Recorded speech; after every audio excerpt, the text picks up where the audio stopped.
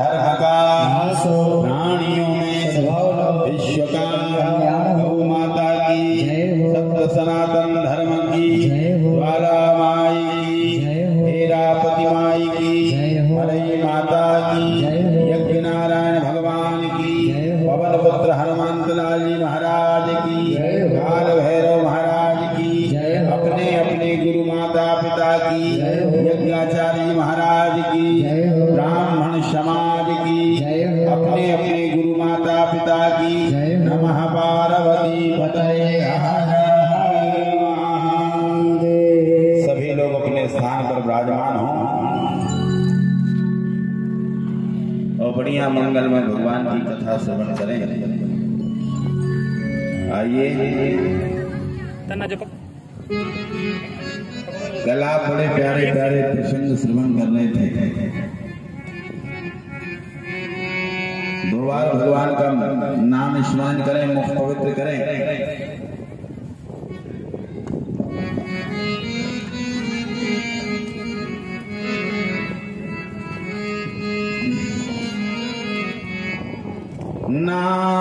नारायण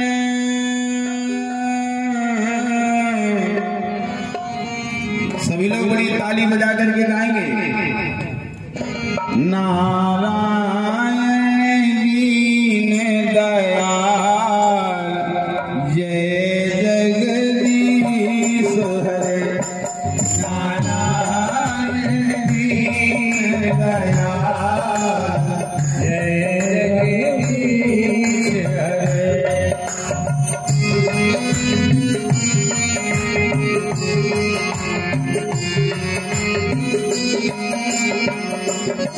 जगदीश हरे जगदीश हरे जगदीश हरे जगदीश हरे जगदीश हरे जगदीश हरे जगदीश हरे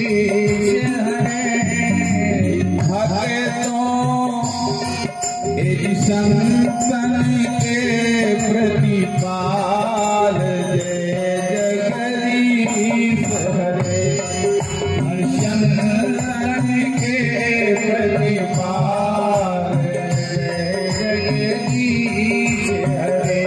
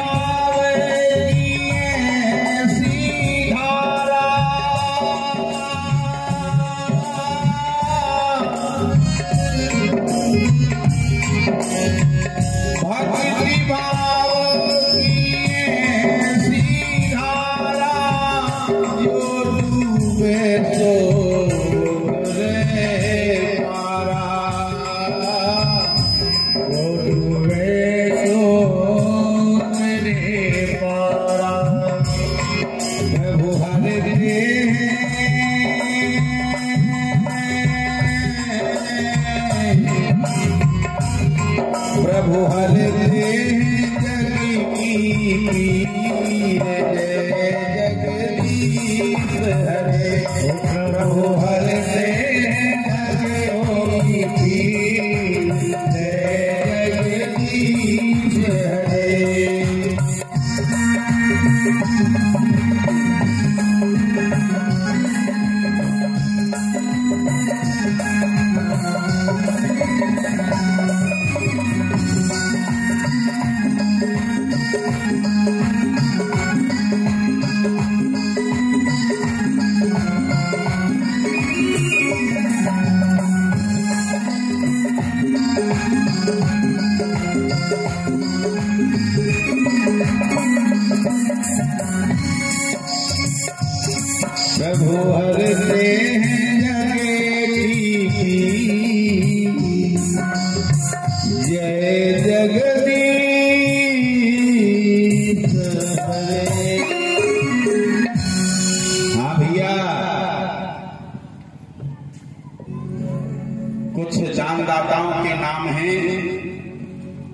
लोकनाथ पांडे जी कुंड की राशि इन्होंने जमा की और एक पूरा गल्लो। पांडे जी भोहारी 1100 रुपया दान दिया। सतीश पांडे जी बड़कुआ वाले 1100 रुपये। जसवंत डॉक्टर जसवंत सिंह यादव जी पड़रिया वाले 1 बोरी गेहूं दान दिया। सुदामा सिंह जी रगोली वाले 100 रुपया दान करते हैं। भगवान इनका घर बच्चे सभी भंडार भरा रहे और बच्चे सुखी रहें, खूब मंगल कामना करते हैं भगवती से। और सबसे हमारी प्रार्थना है भैया 18 तारीख को भंडारा है तो भंडारे में चूक मत जाइयो। हाँ, आप यदि भोजन कर जाओगे तो हमारी आत्मा तृप्त हो जाएगी और हमें बड़ी प्रसन्नता होगी, इसलिए आपका आना बहुत जरूरी है। हाँ, जैसे भगवान का आना बुलाने पर जरूरी होता है, वैसे भक्त का आना भगवान के कार्य में भी जरूरी होता है। प्यार से बोलो जय माता की। आइए जगदीश कुंडों पर ध्यान देते रहना भाई।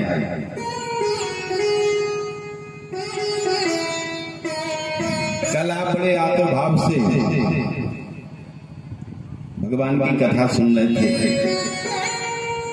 आज हम आपको थोड़ा सा भागवत जी का भी और माँ देवी भागवत की जो 51 पीठें हैं, 51 पीठों में से 21 पीठें का वर्णन हम आज आपको करेंगे और या 25 कर देंगे और इसके बाद 26 कल करेंगे। ऐसे करके हम 51 पीठों की भी आपको कथा थोड़ी सुनाएंगे। कहाँ पर किस जगह पर निवास है, कितने किलोमीटर की दूरी है, कौन सा गांव है, कौन सा प्रांत है, भारत है अथवा विदेश है, ये सभी आपके लिए वर्णन करेंगे।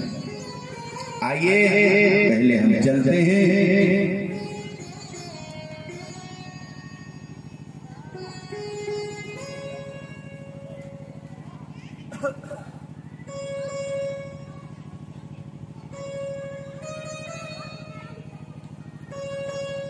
बिना बुलाए ब्राह्मण और बिन बुलाए महान संत यदि दरबार में आते हैं तो जरूर कुछ कृपा होने वाली है। ये संकेत कहा है भागवत में। देखो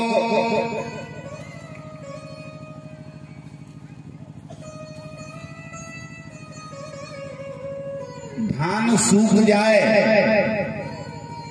और वृष्टि हो तो कोई मतलब की नहीं होती, पर सूखने वाली हो ऐसी स्थिति में यदि वृष्टि हो जाए तो बच जाती है और सब कुछ सही हो जाता है। भैया हमारे यजमान दिखाई नहीं दे रहे हैं सब। यजमान यजमानी जो गप्पे मार रही हो अंदर, वो अंदर से बाहर आ जाए। मैंने बोला भी था कथा का भाग है ये, तुम्हारी यज्ञ का भाग है, इसलिए उसको वंचित मत होने दो, नहीं तो पछताओगे फिर। बहुत गई थोड़ी रही अब तो मनुआ चेत, और काल चिरैया चुन गई तेरो जीवन रूपी खेत। समय मिलेगा नहीं। द्वारिका में बहुत सारे ब्राह्मण पधारे हैं।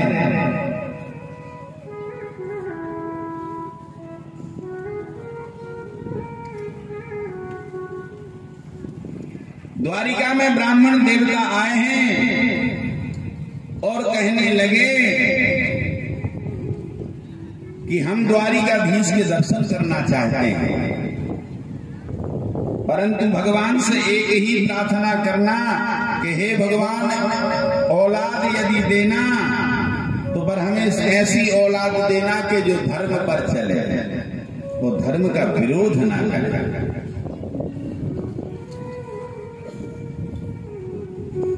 आज भगवान के जो पुत्र हैं, सभी पुत्रों ने मन में एक निश्चय कर लिया।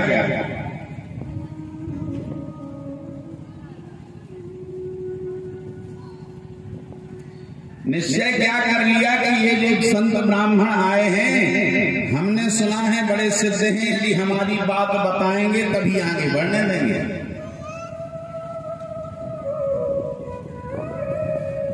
साम्ब नाम के पुत्र के लिए उन्होंने पेट में उदर में कपड़े बंधवा दिए और जैसी 9 महीने का गर्भ स्त्री को होता है वैसा गर्भ बना करके और साड़ी पहना दी, ब्लाउज पहना दिया, चूड़ियां पहना दी, पूरा स्त्री का श्रृंगार कर दिया।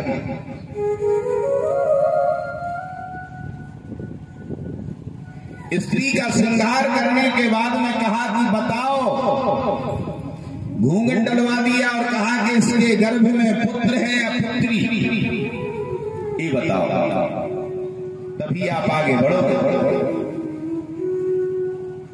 संतों ने कहा कि बेटा तुम द्वारिकाधीश के पुत्र हो,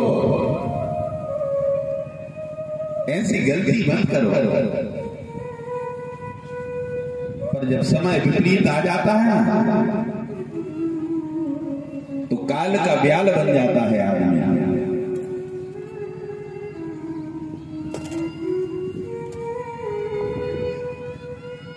नहीं माने, नहीं, वो तो आपको बताना ही पड़ेगा। बगल से निकलने लगे सभी ने हाथ में हथेली लगा ली, नहीं, पहले बताना पड़ेगा इसके गर्भ में पुत्र है या पुत्री। संतों को जब बहुत देर हो गई और भजन में विधान पाया, द्वारिकाधीश के जो दर्शन हैं वो भगवान का भजन ही है। हम द्वारिकाधीश के दर्शन करना चाहते हैं, तुम लोग क्या समझते हो? अरे हम तो द्वारिकाधीश के कारण तुम्हारे दरवाजे आए हैं, परंतु बार बार हट करते हो दंडवाना। बहुत तुम्हारे लिए लालसा है किसके गर्भ में पुत्र है या पुत्री, तो सुनो, न इसके गर्भ में पुत्र है और न इसके गर्भ में पुत्री है, परंतु इसके गर्भ में ऐसा लहू पिंड उत्पन्न होगा जो तुम्हारे वंश का विनाश कर देगा। नशा न हो ये देव ऋषि वाणी, मिथ्या वाणी हो ही नहीं सकती, और वाणी को बोध करके संत बगल में करते हुए आगे बढ़े। अब महाराज घबराहट उत्पन्न हुई, तुरंत जो है चुपके से ले गए एकांत में और कपड़े निकाले तो उसमें एक लोहे का पिंड उत्पन्न हो चुका है।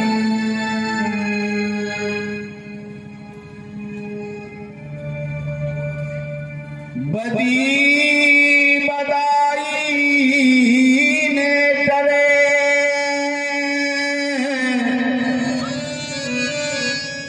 बदी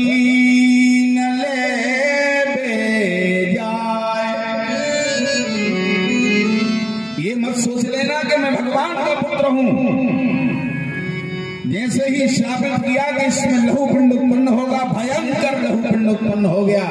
अब महाराज जाकर के दादाजी से कहा, हमने एक गलती कर दी, अपराध कर दिया है गोविंद।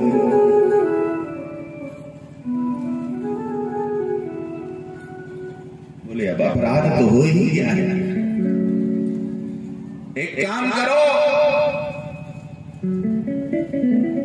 इसको घिस करके और ऐसी जगह फेंक दो जहां पर कोई हानि ना पहुंचा सके हमारे लिए।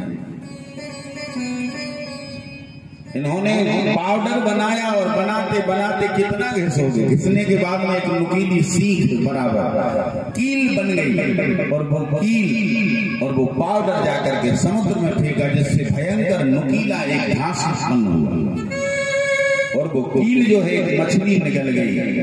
मछली निकलते ही उसी भाग्यवश मछुआरे ने उसी मछली को पकड़ा, बड़ी विशाल मछली थी, राजकोष में पहुंची है, और राजकोष में जाकर के उसको भाग बनाए, उसमें कील निकली, आरे से बाहर फेंक दी। वो एक रास्ते में पड़ी थी, वहीं से पहेलिया जा रहा था, और पहेलिया ने वो चमकती हुई हील को देखा तो तीर दो प्रकार का होता है, एक तो फन पूरा बनता है चपट करके, और एक फन में इतनी सी जो है गैप रहता है, उसमें अलग से जहर की भुजी हुई कील लगाई जाती है। उन्होंने कहा ये तो हमारे बाण पर बहुत सुशोभित होगी।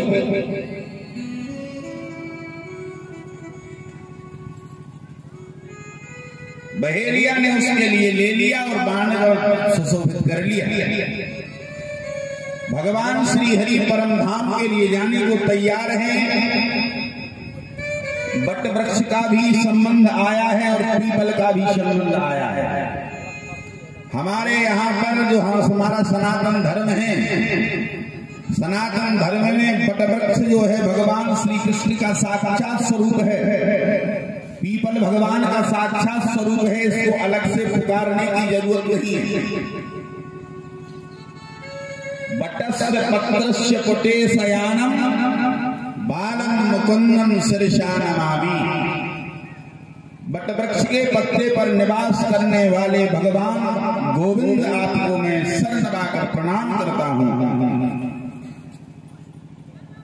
ऐसे भगवान बाल मुकुंद निवास करते हैं उसे सुहे राजा। आज जो है भगवान अपने पैर के घुटने पर दूसरा पैर रख करके लेटे हुए थे। इसने समझा कि कोई मृग जो है बैठा है, मृग की आंख समझ करके, क्योंकि भगवान का पद्म चमक रहा था और भगवान एक निमित्त बनाना चाहते थे। वो बहेलिया आया, उसने बाण का संधान किया, वो जाकर के भगवान के पैरों को स्पर्श करता है। छेपक में कहते हैं ये कौन है। भगवान ने जब बाली का वध कर दिया रघुनाथ जी ने, तो बाली ने प्रश्न किया कि प्रभु एक बात बताओ, एक भाई आपका मित्र बन गया और एक शत्रु है, हमने ऐसा आपका क्या बिगाड़ा है? मैं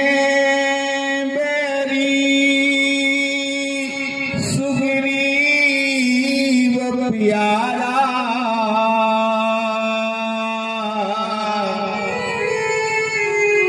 कारण कवन नाथ मोहि मारा। हमें सिर्फ इतना बता दो कि मारने का कारण क्या है।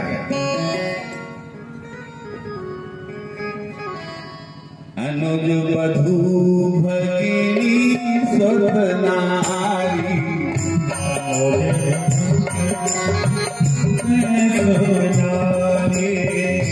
अनुज वधू भगिनी स्वप्नारी, रे सठ कन्या ए समचारी, रे सठ कन्या ए समचारी।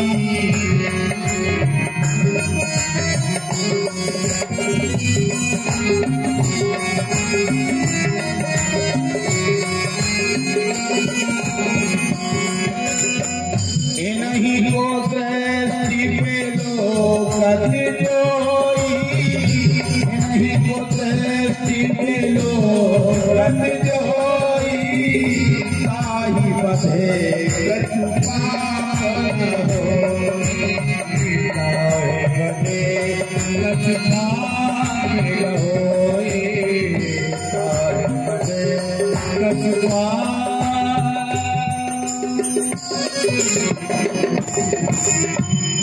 अनुज वधू भगिनी सुत नारी, रे सठ कन्या ए समचारी, इन्हीं को दृष्टि बिलोकत जोई, ताहि बधे कछु पाप न होई। जब जब होई धर्म की हानि, असुरे अधम अभिमानी, अधम अभिमानी। बाली से भगवान कहते हैं, देखो भैया,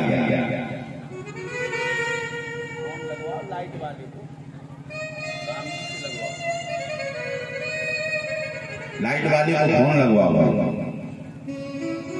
तो श्री राम से कहो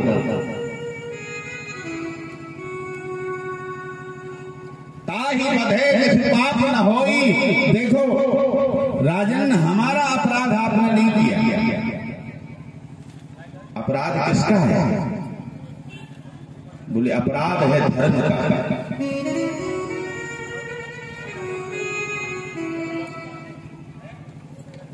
धर्म का आपने अपराध किया है। सो हे राजा, मिलेगा उतना, मिलेगा उतना थोड़ी कर पाए। एक फेस इकलौता ले, डबल फेस।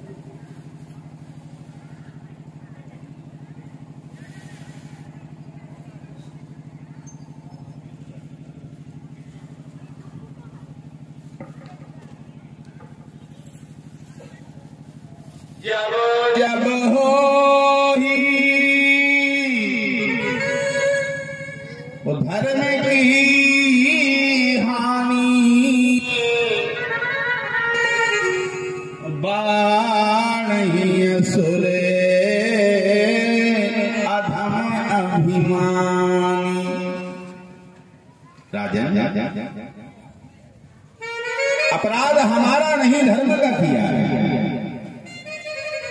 परंतु यदि वास्तविकता पूछी जाए तो एक दशरथ पुत्र राम होने के नाते हम तुम्हारे अपराधी हैं, पर भगवान के नाते हम तुम्हारे अपराधी नहीं।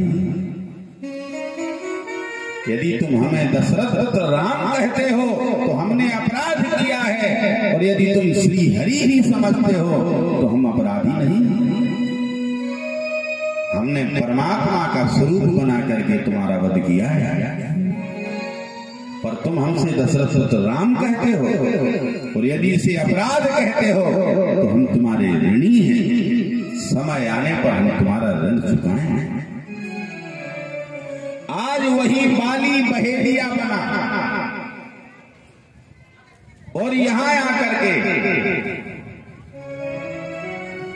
बाण का संधान करता है, पद्म का चरण चिन्ह को छू करके।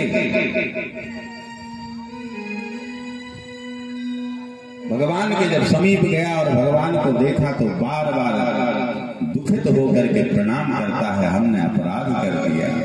भगवान कहते हैं नहीं, तुमने अपराध नहीं किया, आज हम ऋण मुक्त हो गए। हम तुम्हारे ऋणी थे और भगवान परम धाम को चले गए।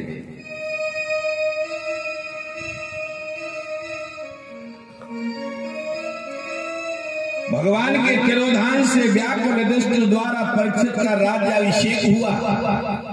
ये बात अर्जुन के माध्यम से पता लगी कि भगवान अब यहां नहीं है।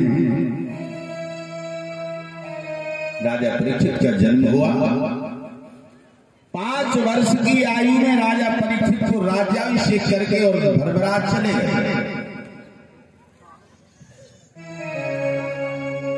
मेरे भाई,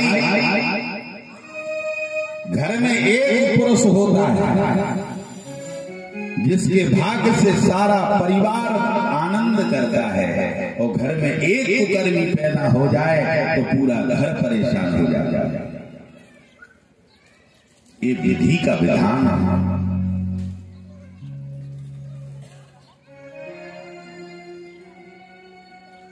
अर्जुन के द्वारा जब ये मालूम चला कि भगवान श्री हरि परम धाम के लिए चले गए हैं, बड़े दुखी मन से, और 5 वर्ष की आयु में राज्याभिषेक करके और हिमालय की ओर गमन करते हैं। चले जाएंगे हम बिहारी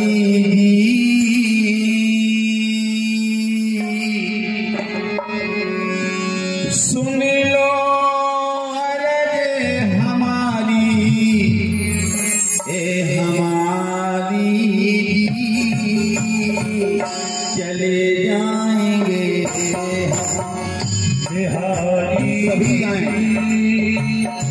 सुन लो अरज हमारी,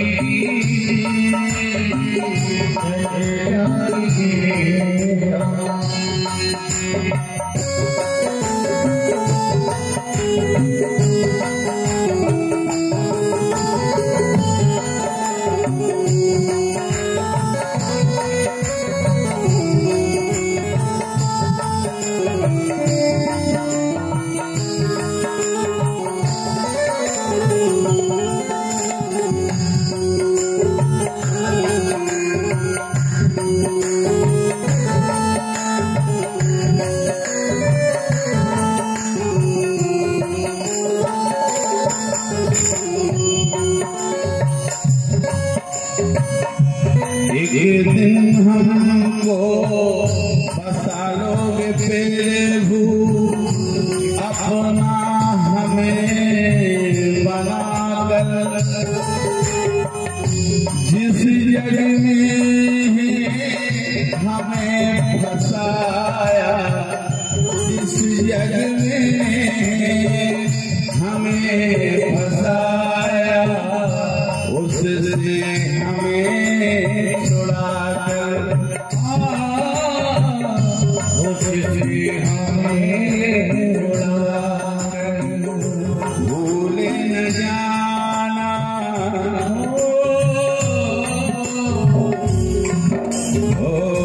भूले न जाना, फिर भी बुलाना, तेरी अरज हमारी, चले जाएंगे बिहारी। सुन लो अरज हमारी, ताली के साथ सेवा करते हुए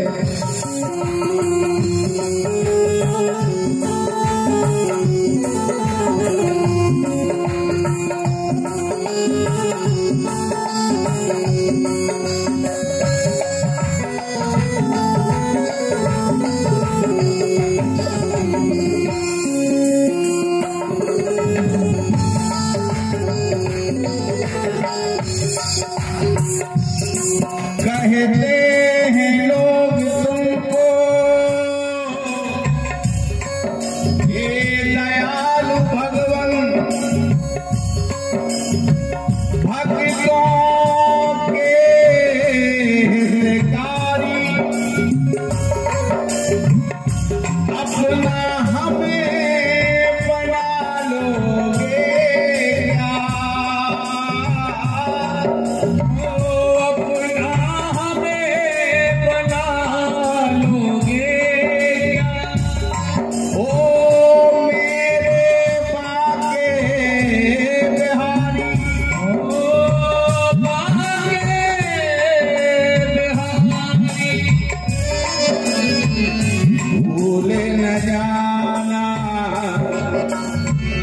फिर भी बुलाना,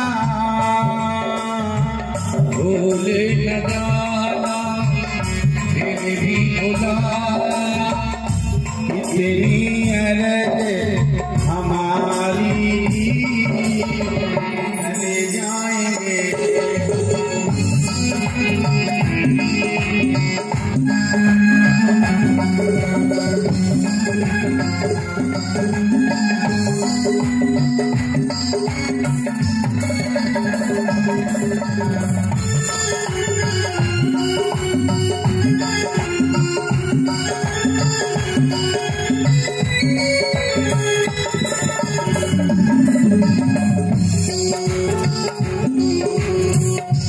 सब कुछ हर लो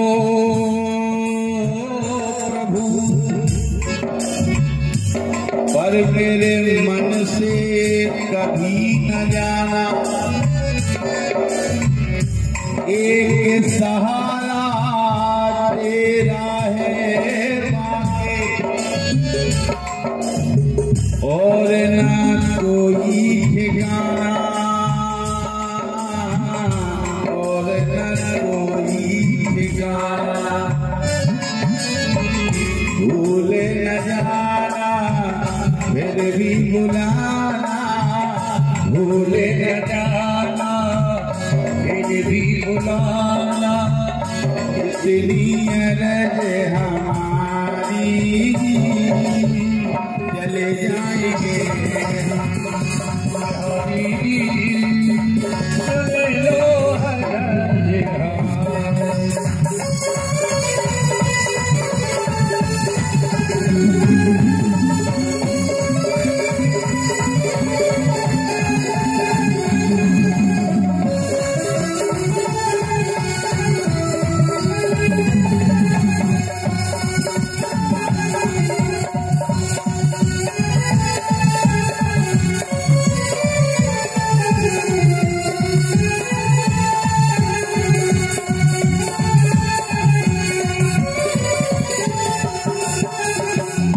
सुन लो अरज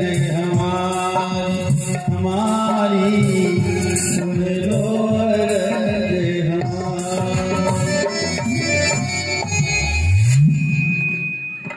यदा परीक्षित कुरु जांगले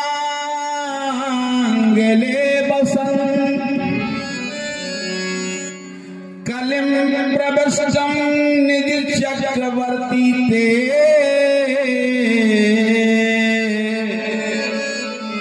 निशम्य वार्ता मितति प्रियां तदा, सदासनं संयोग सौंदीराददे।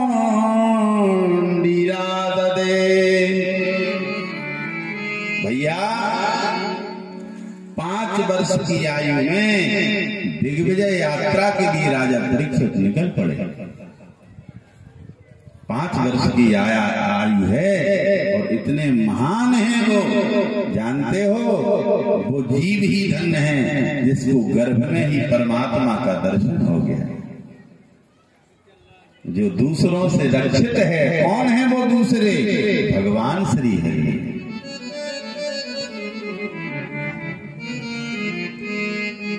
आगे जाके देख क्या रहे हैं, नाति दूरे कैलाश्चर्यम यदा शीत निबोध में।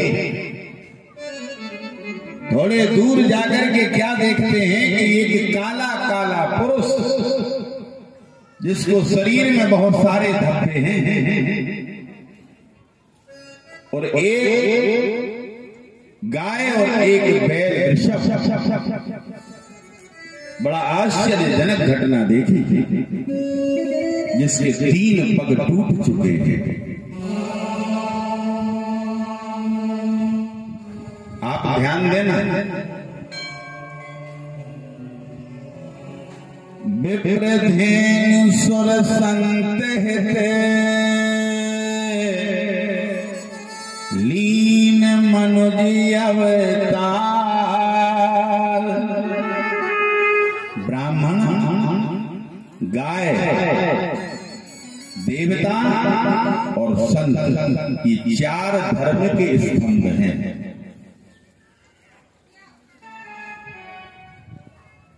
इनमें से 3 पग टूट चुके हैं।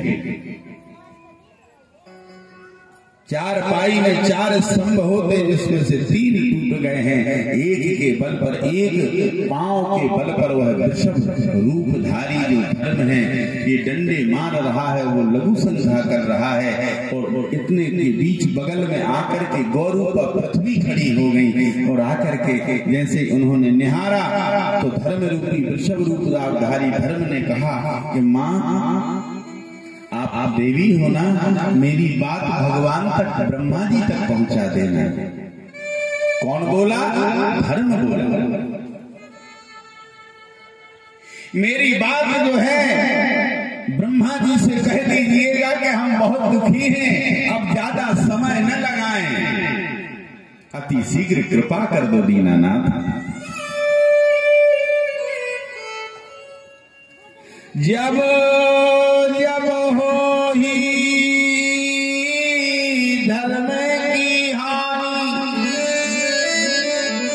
बाढ़ ही असुर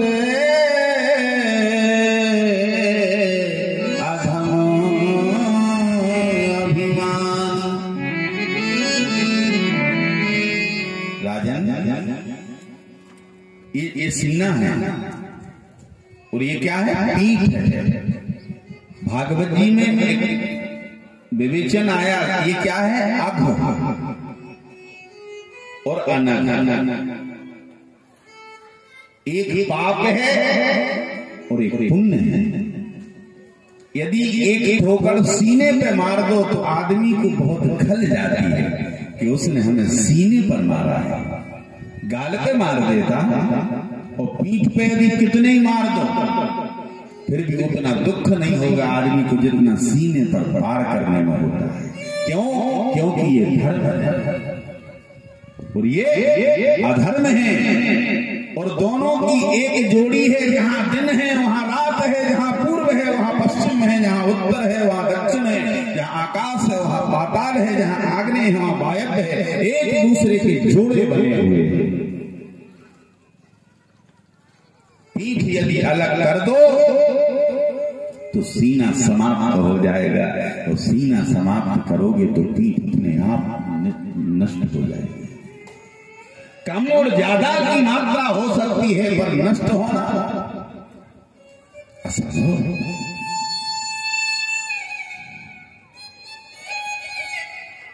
सो हे राजन, आप मेरी ब्रह्मा जी से बात कह दीजिएगा। पृथ्वी, गौरूपा पृथ्वी जो है, धर्म और पृथ्वी का संवाद हो रहा है।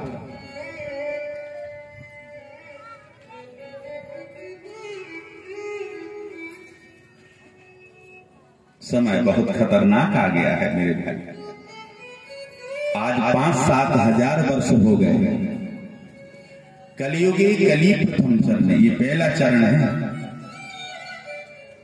और पहले चरण में आप देख रहे हो क्या परिस्थितियां बनी हुई हैं। अभी तो युवा अवस्था प्रारंभ भी पूरी नहीं हुई, परंतु एक विशेषता आपको बता दें, जितना ज्यादा धर्म होगा उतने ही ज्यादा कलयुग की आयु अपने आप कम होती जाएगी। नहीं तो 4,32,000 कितने होते हैं, जिसमें से अभी पूरे 10,000 नहीं आए। क्या होगा? जितना ज्यादा धर्म होगा उतने ही ज्यादा आयु अपने आप क्षीण होती जाएगी। कलियुग का प्रथम चरण प्रारंभ हुआ है।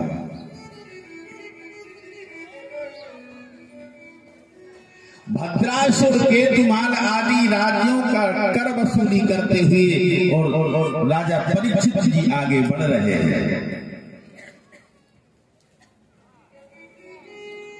सामने जो काला काला पुरुष खड़ा है उससे कहा कि तुम कौन हो?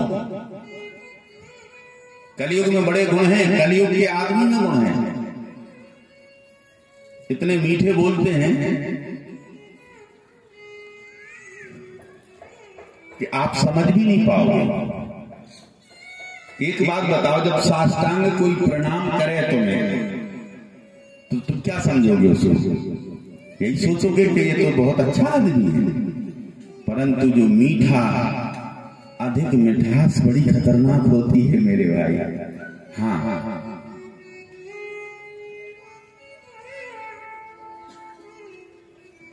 जो जितना मीठा होता है,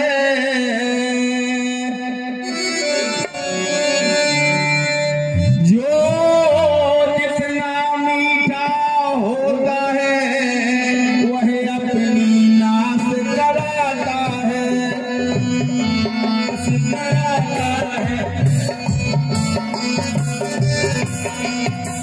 जो जितना मीठा होता है वह अपनी नाश कराता है। गन्ना भी मीठा होता है, कोलू में पेरा जाता है।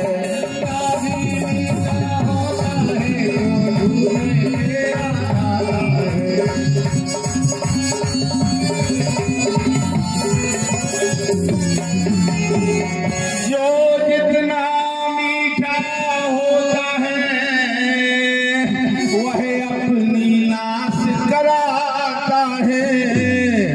गन्ना भी मीठा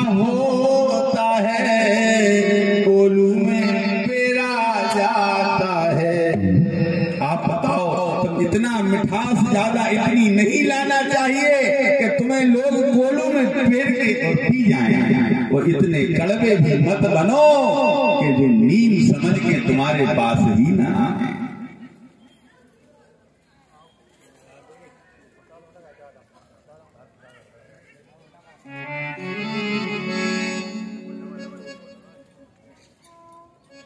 इतना मीठा आकर के सीधे साष्टांग प्रणाम कर लिया और कहता है प्रभु हमारे 100 बच्चे हैं, हम कहां जाएंगे?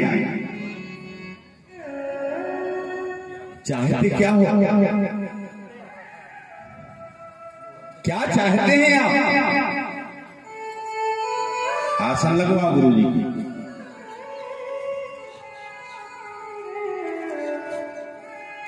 हम कुछ नहीं चाहते, बस इतनी प्रार्थना है कि 100 बच्चे हैं, 100 बच्चों को थोड़ी सी जगह प्राप्त हो जाए। बोले नहीं, जहां तक हमारा राज्य है उस राज्य से अति शीघ्र बाहर निकल जाओ। चरणों में गिर गया, नहीं महाराज क्षमा कर दो, क्षमा कर दो, त्राहि माफ करता हूं। योरेवं कथयतो पृथ्वी धर्मयो सदा परिच्छिन्नामो राजर्षि प्राप्ता प्राचीन सरस्वती। भैया राजा परीक्षित को दया आ गई। देखो मीठा कोई भी बोले तो दया आ ही जाती है, परंतु दबी है आग बुझी न जानी। राख दिखाए, राख में अग्नि नहीं दिखती, पर हाथ डालोगे तो जल जाओगे। बड़ी दयनीय स्थिति है। दया आ गई राजा परीक्षित को और उन्होंने कहा ठीक है, यदि तुम कहते हो तो एक काम करो,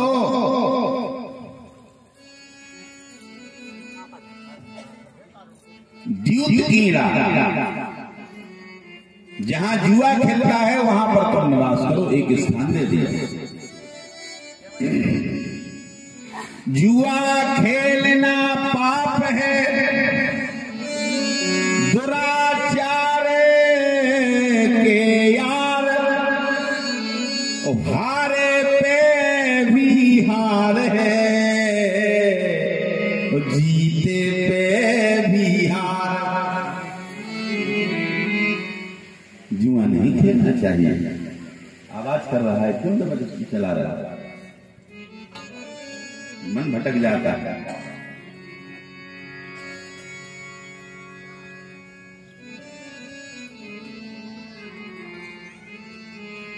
बोले जाओ जहां जुआ खेलता है वहां पर तुम निवास करो, एक स्थान दे दिया।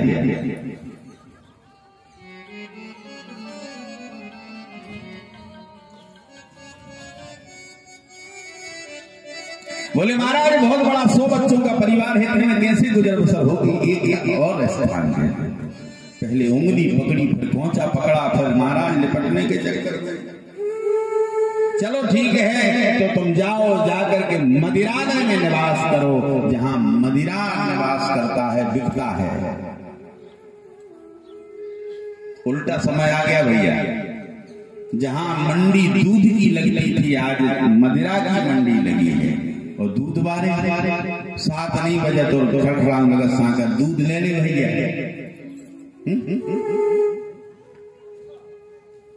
पंडित वेद महावती पैदल चले, बेस्या चले विमान,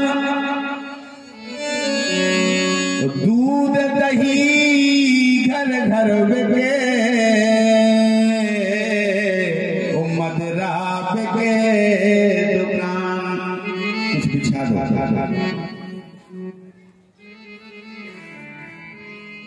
पंडित वेद महावती पैदल चले, बेस्या चले विमान,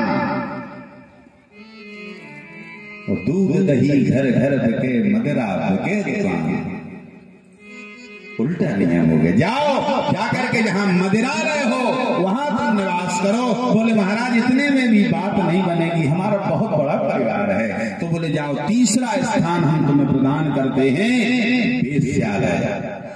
3 स्थान दे दिए कलियुग को राजा परीक्षित।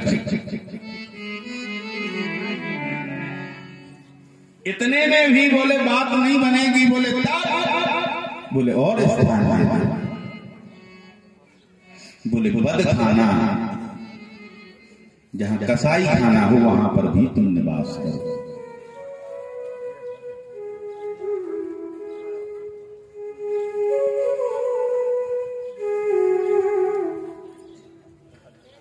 बोले नहीं महाराज इतने में काम नहीं बनेगा। तो बोले ठीक है, एक स्थान और प्रदान करते हैं जो अन्याय और अनीति से कमाया हुआ धन है।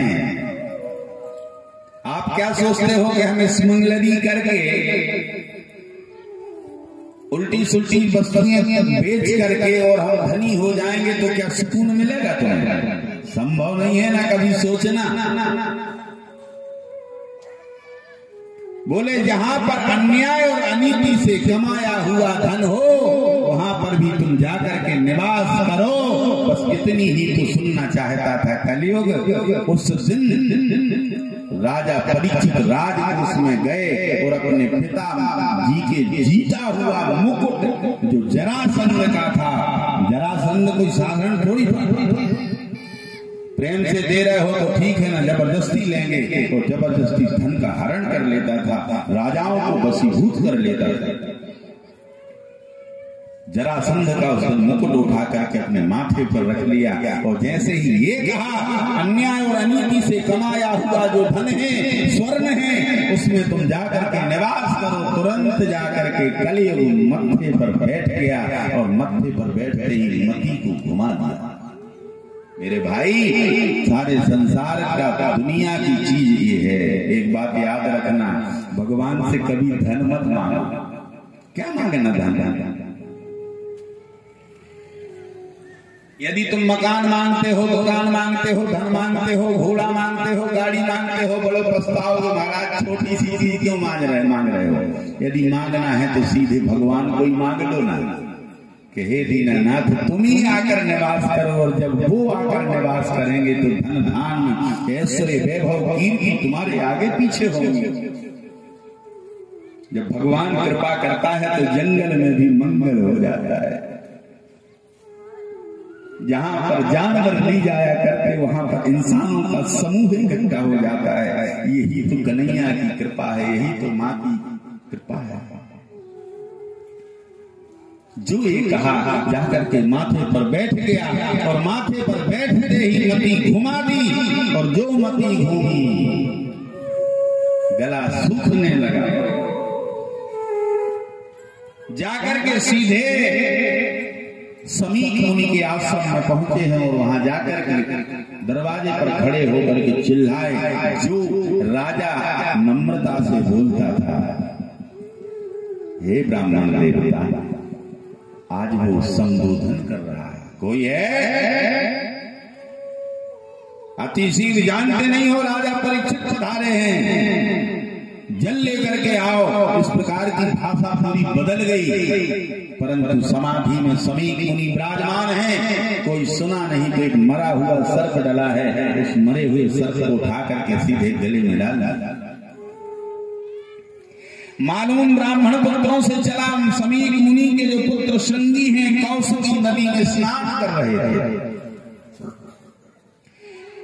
ये मालूम चला कि किसी ने मरा हुआ सर्प हमारे पिताजी के गले में डाल दिया है। तो ब्राह्मण पुत्र है, उसने तुरंत अंजलि में जल लेकर के श्राप दे दिया। इति लंघित मर्यादम तक्षकाः सप्तमेहनि दंक्षति कुलांगारम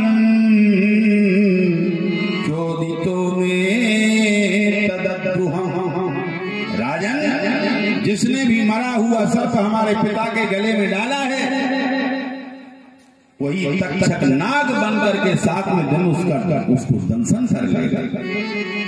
श्राप दे दिया। हो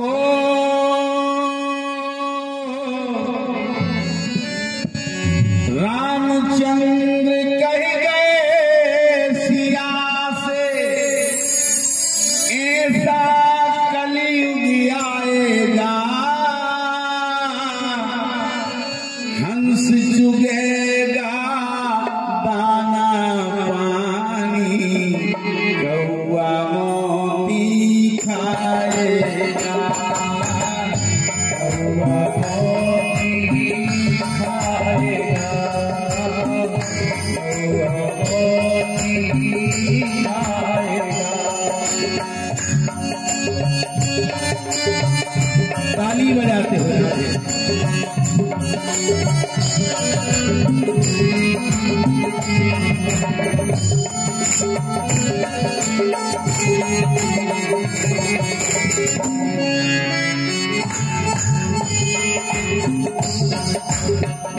धर्म भी होगा कर्म भी होगा, लेकिन शर्म नहीं होगी, लेकिन शर्म नहीं होगी।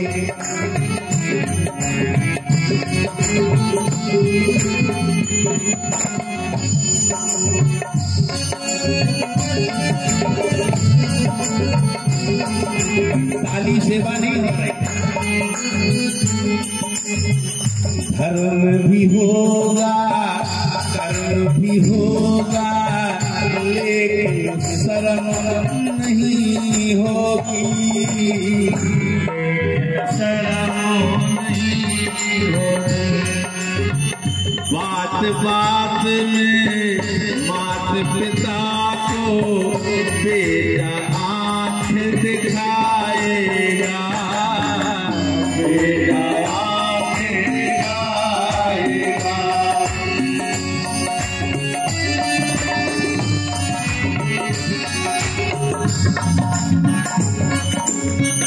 राजाओं और प्रजा में मिश्रण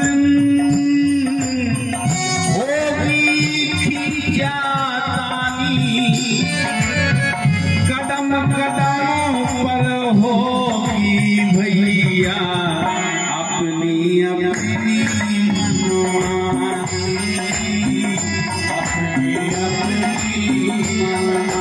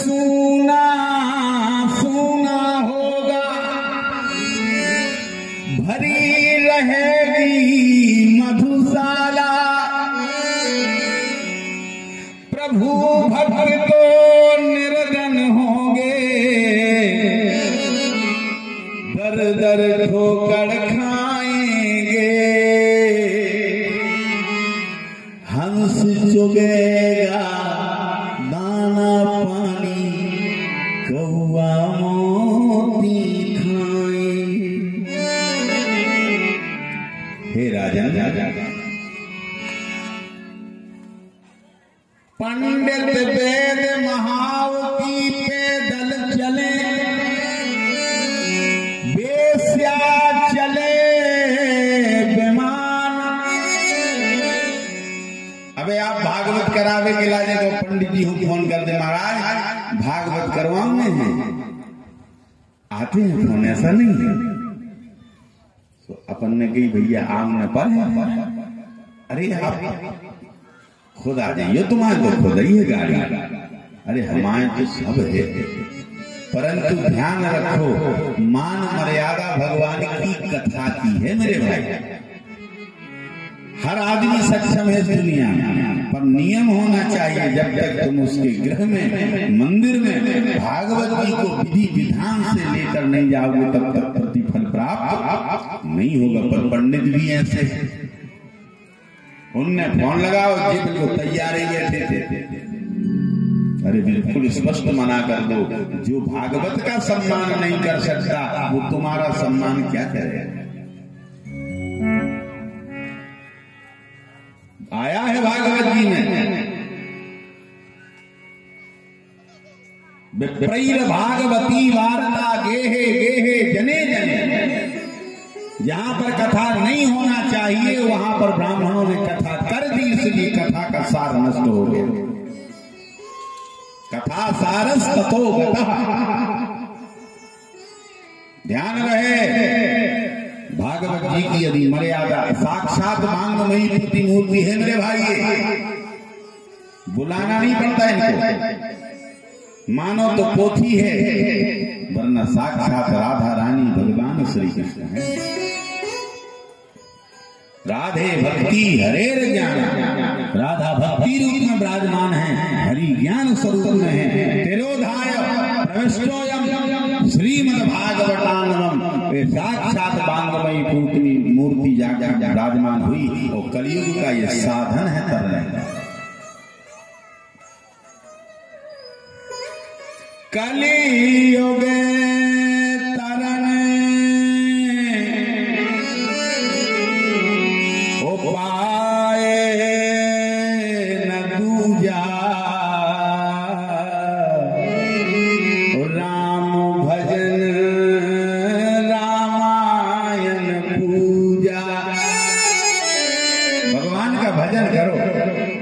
उसी में कल्याण है मेरे भाई।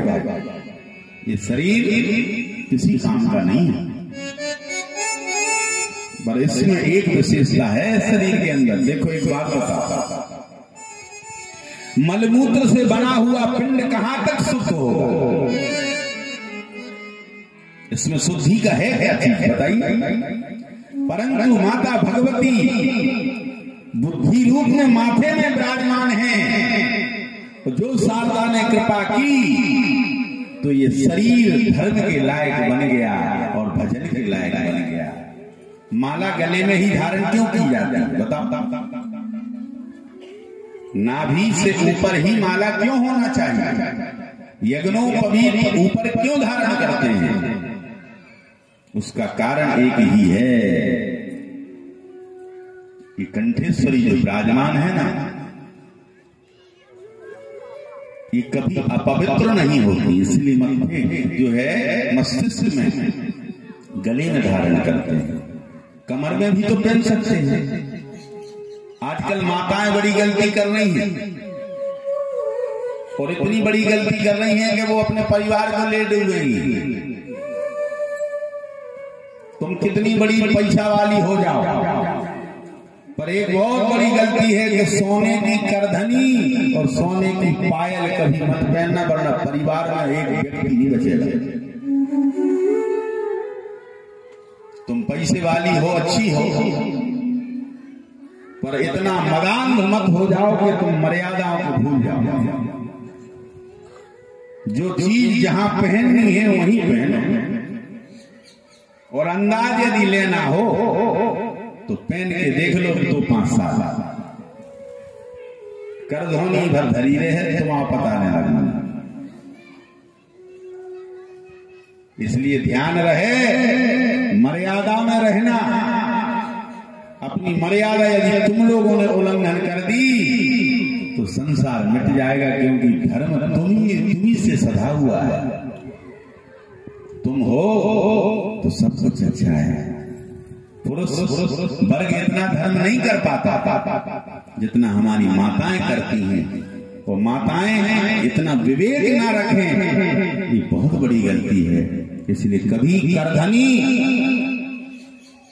और पायल स्वर्ण की मत पहनना।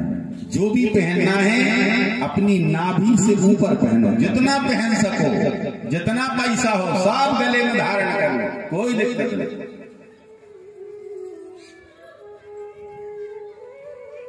करनी के करो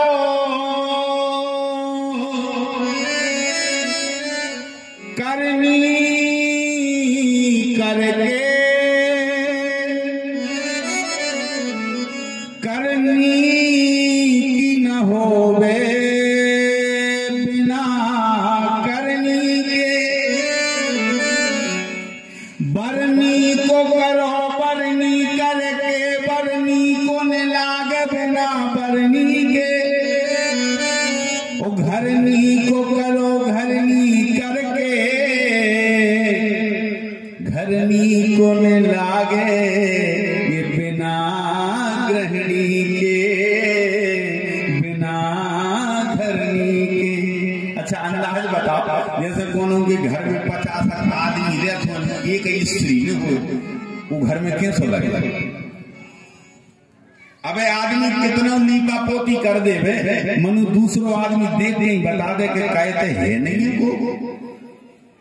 और यदि मताई हरे अपनो हाथ जो है चौका लगा दे में तो तुरंत आके बिल्कुल पहले नंबर नजर पहुंचती अच्छे आदमी कि सफाई कितनी है घर में। और यदि सफाई अच्छी भई तो तुरंत कह देंगे कि गृहिणी अच्छी है, लक्ष्मी ठहरे।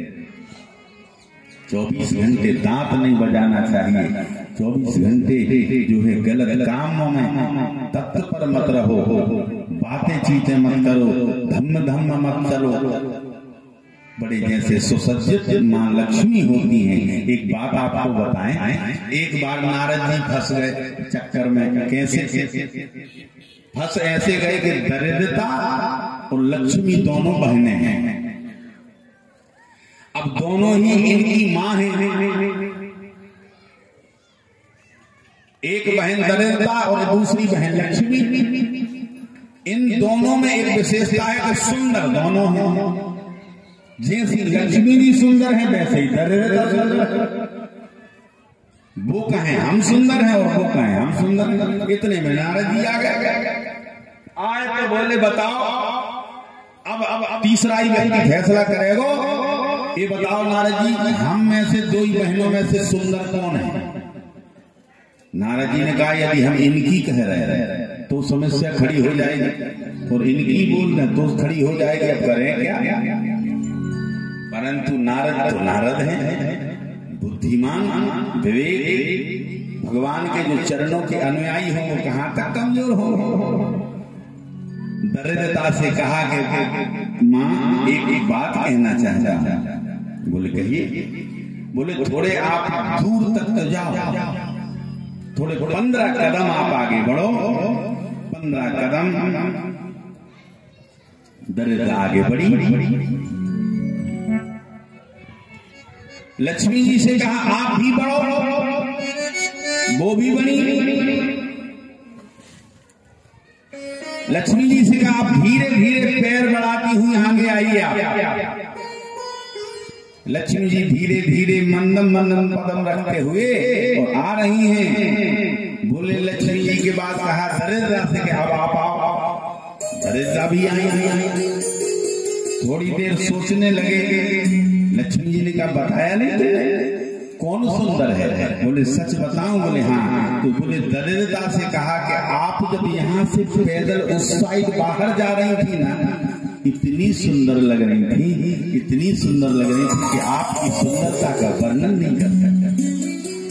और लक्ष्मी जी से कहा कि जब आप आ रही थी तब सुंदर लग रही थी। दोनों का मान रख दिया और सही बात आवा दी। दरिद्रता जो है जब घर से बाहर निकलती है तो अच्छा लगता है, और लक्ष्मी जब घर से बाहर होती है तो बुरा लगता है। और लक्ष्मी तभी रहती है जब गृहिणी घर की लक्ष्मी अच्छी हो। यदि घर में 24 घंटे दांत बजे और एक दूसरे की बुराइयां हों तो समझ लेना ज्यादा समय अब रहा नहीं है। इसलिए मेरे भाई, सूखी रोटी खा के रहना पर सुमति से रहना, घर में द्रोह मत करना। तो कथा सुनी है आपने, लोग तो कथा में आते हैं पर बात तो तब अच्छी है जब लोगों में कथा आ जाए। राजा परीक्षित की मति हरण कर दी। इति लंघित मर्यादम तक्षकाः सप्तमेहनि दंक्षति स्म कुलांगारम चोदितो मे तदद्रुहम्। राजा तक्षक नाग आकर के डसलेगा। इस प्रकार राजा परीक्षित के लिए श्राप कर दिया। मालूम चला और सभी जो है आनंद के साथ में संतों ब्राह्मणों के द्वारा बुलाया गया। सुरसरी का तीर है, कैसी है सुरसरी माता भागीरथी गंगा के समीप घिराव बना करके सभी ब्राह्मण बैठ गए कि चाहे हमारे प्राण चले जाएं पर राजा परीक्षित को मरने नहीं देंगे। परंतु काल की गति बड़ी बलवती है, भला कोई काल से कैसे बच सकता है। सुहे राजन गंग सकल मुद मंगल मूला सब सुख करनी हरनि सब तूला। श्री राम जय राम जय जय राम, श्री राम जय राम जय जय राम। गंग सकल मुद मंगल मूला सब सुख करने हरनि सब तूला।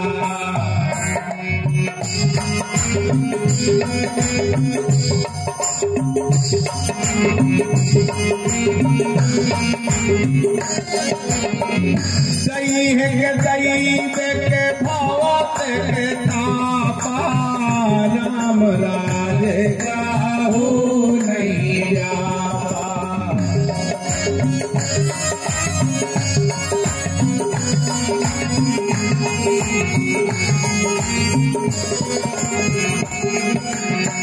श्री राम जय राम जय जय राम, श्री राम जय राम जय जय राम। श्री राम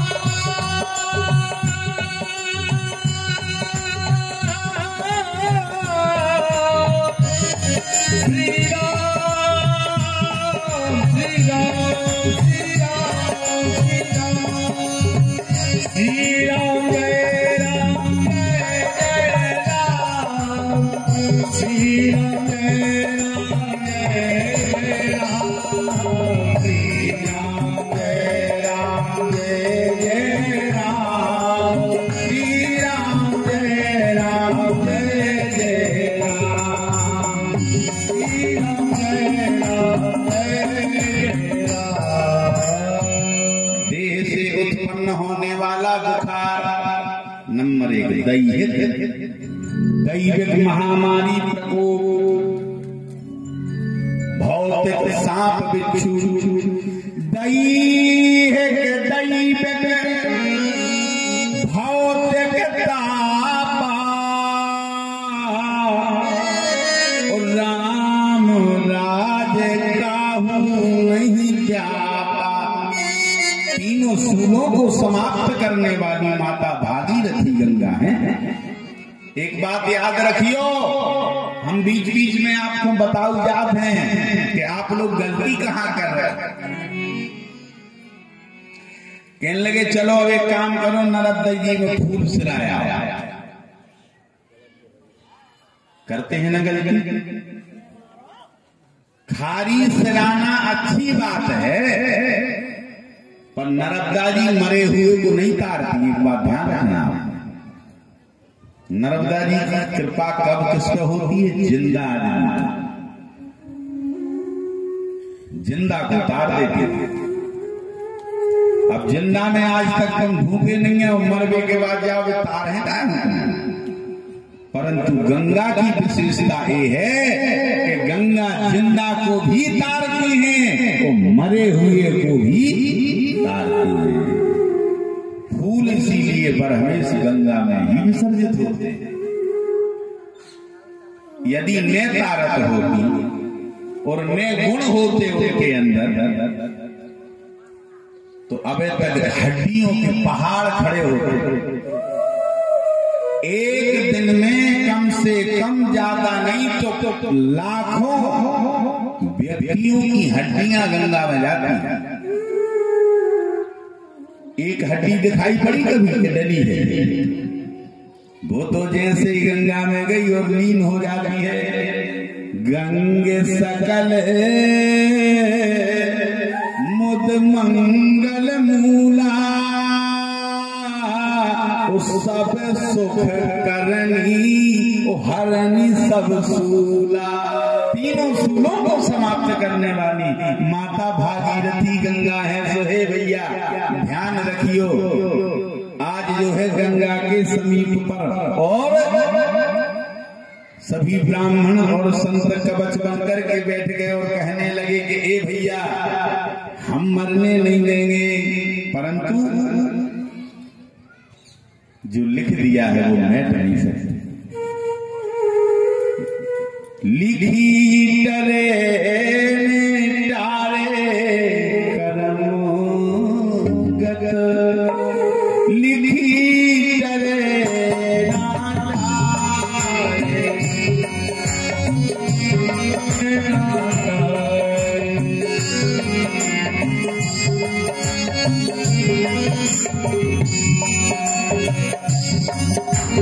वनवासी वन वन में भटके काटन के गेलाए। वनवासी वन वन में भटके काटन के गेलाए। भरत शत्रुघ्न मैया रो रही, भरत शत्रुघ्न मैया रो रही।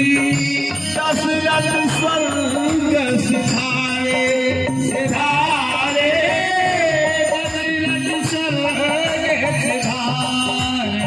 रघुपति की जय नाथा।